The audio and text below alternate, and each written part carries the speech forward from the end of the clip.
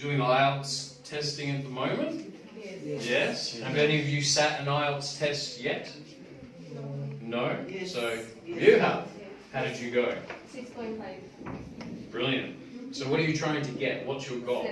7.5. 7.5. So you want to apply for Teaching. teaching. In All Australia. right. So what we'll do is we'll put teaching on. Yeah. Okay. So we know one. Is there any other courses that people want to study? Not course. You just want to improve your English? Yeah, I'm applying for PR. PR. Yeah. Okay.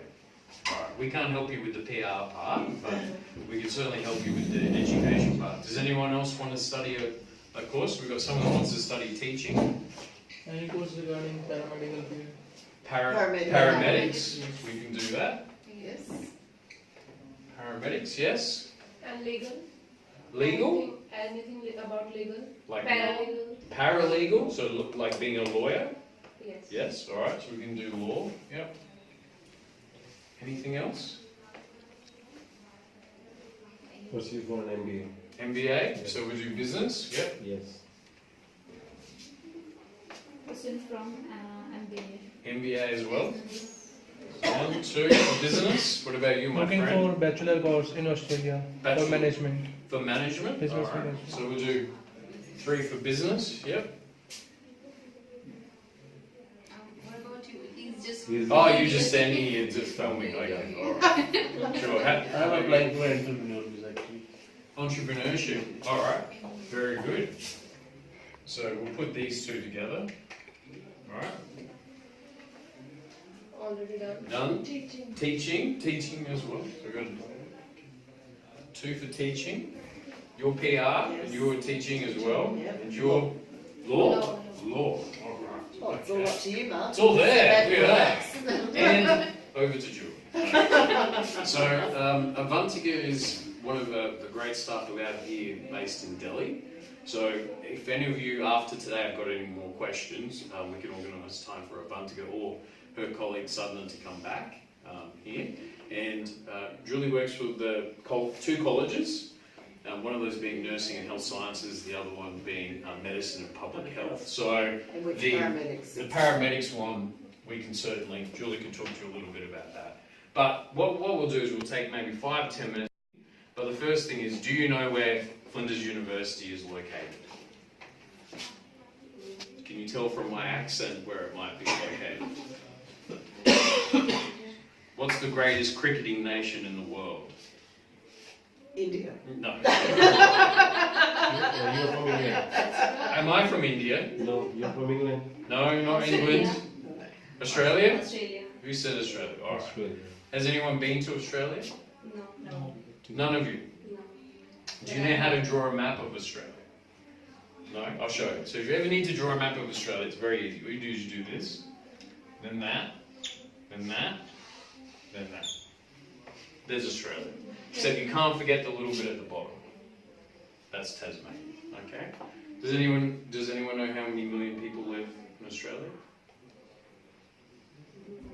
Not more than 3 billion. 2.7 crore. Don't go crowing with me. I can't. It's hard for me to convince. You said 2. Okay, so that's what, 27 million?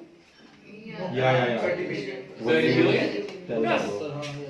Yeah, somewhere around that. 25, 30 million. But I tell you what, it's not. It's not 1.4 billion like India. You know, 1.3 is how many people know. So this is a big country that's bigger than India, landmass wise. India probably only covers about half.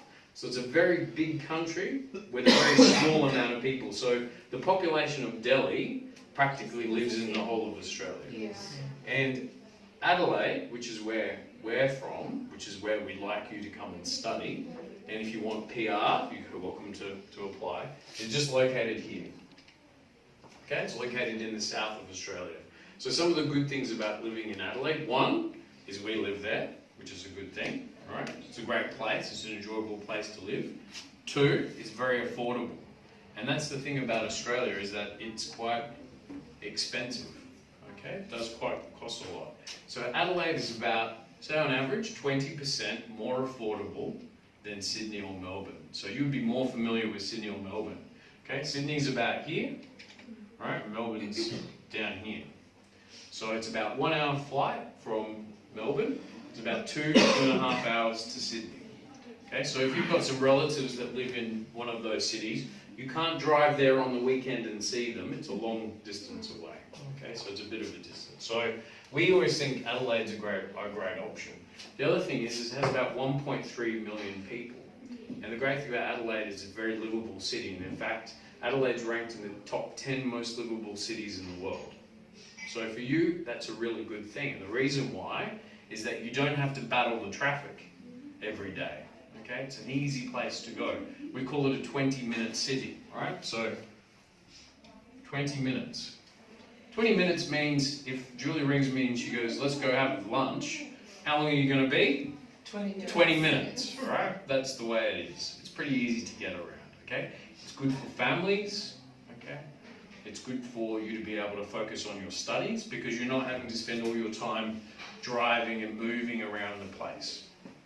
And because it's more affordable, you don't have to work as much. So do you know that as a student studying at a university in Australia, do you know how many hours you can work?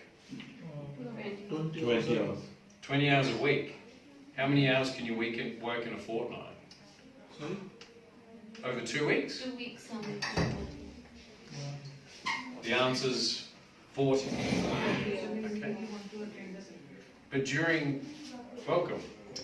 How are you? Good? Alright. So you can work up to 20 hours a week, 40 hours a fortnight, but that's during the semester. Okay? And in Australia, at Flinders, there's 2 semesters. Semester 1 is usually March, right? Semester 2 is usually July. Okay? Now for all of these courses here, give or take, this one here we have 2 intakes. This one here, some of them we have 2 intakes. But this one here is really pretty much semester 1. This one here is definitely semester 1. But this one here you could do 1 and 2. And these 2 here, 1 and 2. So when you're thinking about studying, you've thought about the location where you want to study. So you're choosing Australia first, then you choose Adelaide, then you need to choose the university, but at the same time you need to think about the course. And we teach all of these courses. So what you do then is you have to work out when the start date is. And the good thing is that the moment you're studying your English. So there's a few aspects when you apply for a program that you need to think about. One is when they start, so March or July. But the other thing is the entry requirements. Okay. So does anyone know what you need to get into a university in Australia? What are the different things? If I can write properly, there we go. English. Okay. The minimum requirement to get into a program in Australia is 6 overall, 6 in speaking, and 6 in writing. 6 and 6. Okay. And depending which course, it goes higher from there. All the way up to 7.5 overall and 7.5 in all bands. Okay? Now, the good news for you, for teaching, who else was teaching? You were teaching and you were teaching. Teaching, 2 of you. Is that our requirement for the Masters of Teaching is 7 overall and 7 in all bands. So if you've already got that, you don't need to study any more English. So I may have just saved you money and time. Okay, so, and the good news is that some of our programs we do have a semester 2 intake for, and it's likely you would find entry into the semester 1 program, so therefore 2020. So as well as English, what does anyone know what else you need? Last academic percentage. That's a very good point. So if you're applying for an undergraduate course, you need the equivalent of Year 12, yeah? And if you're studying a postgraduate course, you need the equivalent of an undergrad degree. Okay, so your Year 12 result would be your central board or state board result. It could be your A-levels, IB, something like that. Most of you would have done, I'd say, central board. Yes. Yep. And then, if you're applying for a postgraduate degree, we need to understand what bachelor degree you studied. Now, there's a few rules along the lines of that. In general, if you studied at a Section 1 university, which is a good quality university here in India, we need a 55%. Okay? If it's a Section 2 university, it's 60%, and if it's a Section 3 university, we need 65. Okay? 55, 60, 65%. The other thing is that we look at backlogs as well. Okay? In general, if you've studied a 3-year program, no more than 8 backlogs. And if you studied a 4-year program like engineering, then no more than 12 backlogs. So that's... medicine? Sorry? Medicine. Medicine, same deal applies. Okay, so depends which of our programs also. Like, are you thinking you want to study undergraduate medicine or postgraduate? Postgraduate. Okay, so we can have a bit more of a chat with you about your specific requirements. Okay, and then as well as that, some of our courses you need to have specific undergraduate, Year 12 courses or topics in your studies. So for example, some of our engineering degrees you need to have maths or physics. Okay? And the same thing applies for students applying for a postgraduate degree. Sometimes we require specific undergraduate topics in your bachelor degree, or maybe a certain percentage that we need. Okay? So for example, some of our engineering courses, they need, if you're studying, say, civil, then maybe you might need physics in your undergraduate degree. Does that make sense? Yep. The other thing you need is a passport. Okay. Yep, very important. You won't leave the country without one. Alright? Now you need a passport ideally when you apply. Okay? It's not always the case. We're happy to receive your application, but we can't let you accept your place at the university without a passport. And the reason why is we need to verify that you are who you say you are. Okay? So that's very important. Other than that, there's a few other bits of documentation that the university would need. Have you heard of a term called GTE? GTE? Genuine Temporary Entrant? So the GTE is our ability to make sure that you have the capacity to pay for your education, but also that you understand that this is about education first and perhaps PR or staying in Australia longer afterwards. So you have to be able to communicate to not just the university, but also to the Australian High Commission or the Department of Home Affairs that your intentions are to study at the university, complete the degree, and then seek employment. Could be in Australia, but more than likely back here in India or somewhere else in the world. Okay. So that's the general sense about it. So the reasons why you should choose Flinders, first reason is that us as a university, we as a university have all of these courses available. We don't really do postgraduate law, so that's the only thing that you might be interested in, but we don't offer. The other reason is that we have, I think, relatively realistic entry requirements as well. So I think Flinders doesn't put the bar too high, it certainly doesn't put the bar too low, so you'll be able to find it. Also, our degrees are relatively affordable. Okay, so studying in Australia is expensive, but when you compare the cost of our programs versus other universities in Australia, I think you'll find that we're on the more affordable side as well. Once again, not the bottom, not the top, but somewhere in the middle. The other thing is we have fantastic international student support. So when you're studying at university, it's important that we provide you with a whole range of support services to ensure that you don't just do well in your studies, but you do well living in Australia, living in Adelaide. So that's very important as well. So we have our own dedicated international student services department that is all geared up and trained to support you all the way throughout your studies. As well as that, we have a great career support services team and an education support team to make sure that you succeed and you do the best in your studies. The other thing is Australian universities, especially Flinders, have what they call an open door policy. Okay? What that means is that sometimes you might have to book an appointment, but in general, staff like myself and Avantika and Julie and some of the faculty, most of the faculty, they're open to meet you and to talk to you about any of the challenges that you may have. It's very different to a lot of the Indian universities maybe, where you see the lecturer, they come into the room, they tell you a story and then they leave, and that's it. Okay? The other good thing about Flinders is that we're a multicultural university. We have over 90 different nationalities from all over the world. So in a room like this, okay, maybe a little bit bigger, you'll see people from all over the world in there. So there'll be Indians, there might be other South Asian students, there might be Chinese, there'll be Australians, there'll be people from Southeast Asia. So it's about building those networks and developing those skills with them. The other thing is that we're what we call a work integrated learning focused university. So rather than you just sitting in a room like this, hearing from someone like me, it's about us giving you those practical experience opportunities to develop the skills you need to succeed in your career.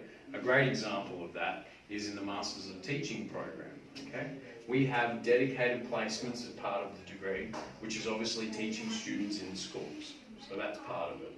The other thing is that a lot of our programs, especially a lot of the programs that Julie's colleges teach, things like paramedics, things like teaching as well, all of these programs, they're registered, they have registration processes and they're associated with bodies in Australia, which means that for you to be a teacher, you must be recognised by the Australian Teachers Board. Okay? Same with nursing, same with medicine, same with physiotherapy. So a lot of our programs have those.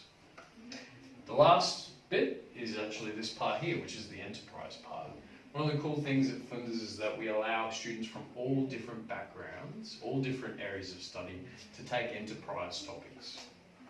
Okay? So if you have an idea, you want to start a business, have an incubator, or join our incubator program, launch a business, or take topics in entrepreneurship, enterprise, and innovation, you can take those topics as part of the program as well. Okay? So, any questions at all? No? That's good. Means you know everything. No? So, what's the next steps from here? You're all studying English, which is fantastic. Okay? So do the very best you can. The thing is, understand the goal. What level of English do you need? Because for you, you might be studying English when you don't need to. So that's very important. Okay? The other thing is to work out which course you want to study so you can understand that. So we can certainly help you with that.